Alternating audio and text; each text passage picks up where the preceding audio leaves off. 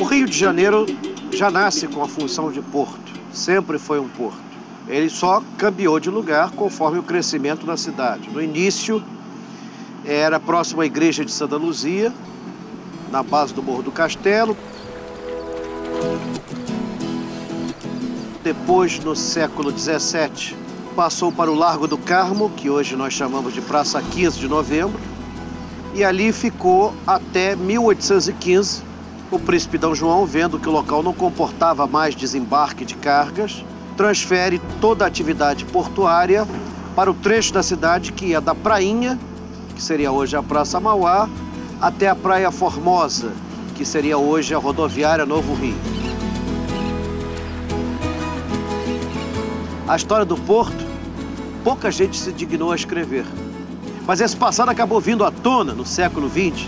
Afinal de contas, um gueto que acumulou uma população negra tão diversificada vai trazer a sua música.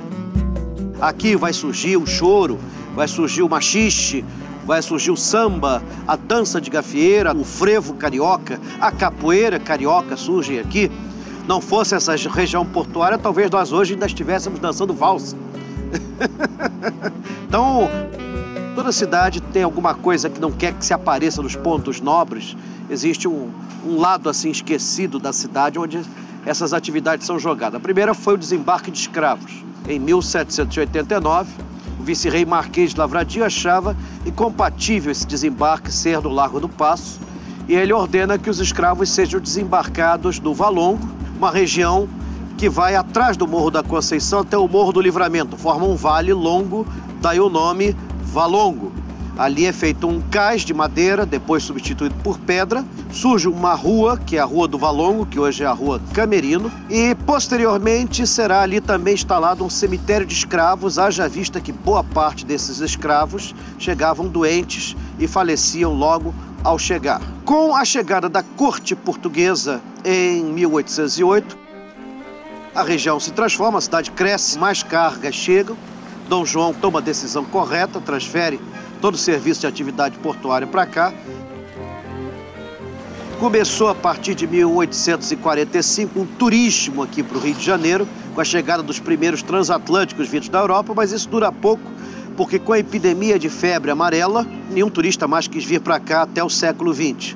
Com a independência do Brasil, o porto do Rio de Janeiro ganha uma relevância muito grande, torna-se um porto de exportação de café, maior do gênero em todo o mundo. Em 1840, 60% da população brasileira estava envolvida, direta ou indiretamente, desde o plantio até o beneficiamento ou a exportação, o comércio de café, era a nossa principal economia. Finalmente, no início do século XX, o presidente Rodrigues Alves assume, em 1902, com a tarefa de remodelar o Rio de Janeiro e construir um porto novo. É o período do bota abaixo, o período do Pereira Passos. O governo vai fazer a sua parte, vai contratar com uma empresa inglesa um enorme aterro que vai ser parcialmente inaugurado em 1906, o primeiro trecho dele.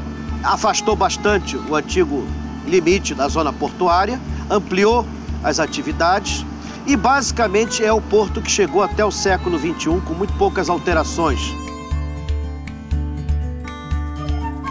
Se você pensar que o limite da orla era a Rua Sacadura Cabral, dá uma ideia das distâncias que foram conquistadas ao mar. E é interessante que eles usaram no aterro tudo que era possível. Morro desmontado, ruínas de casas, canhões velhos. Uma região ícone do Rio de Janeiro e que está recebendo agora o tratamento devido.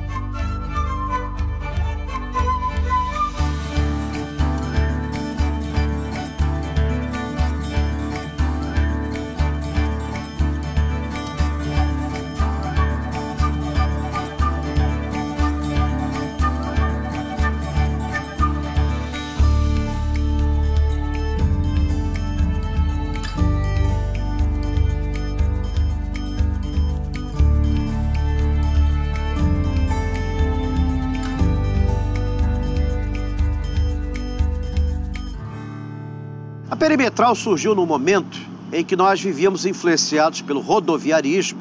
Construiu-se o viaduto por todos os lados e uma das ideias foi a perimetral. A ideia não é má, Mas da maneira que foi feito, foi uma maneira que feriu muito a cidade, ele desvalorizou bastante essa área.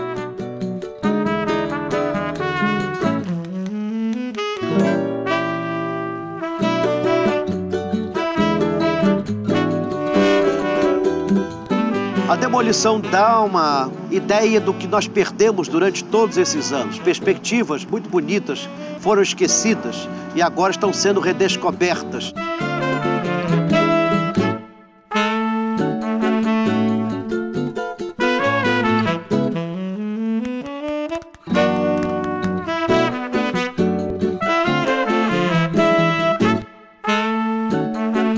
Presentemente está se passando por um outro processo de revigoração que vai remodelar toda essa área, mudando as funções, criando áreas residenciais, abrindo 70 quilômetros de vias, 8 quilômetros de túneis, plantando 15 mil árvores, 700 quilômetros de tubulações e canos, 50 quilômetros de ciclovias, VLT, que era o que nós antigamente chamávamos de bonde.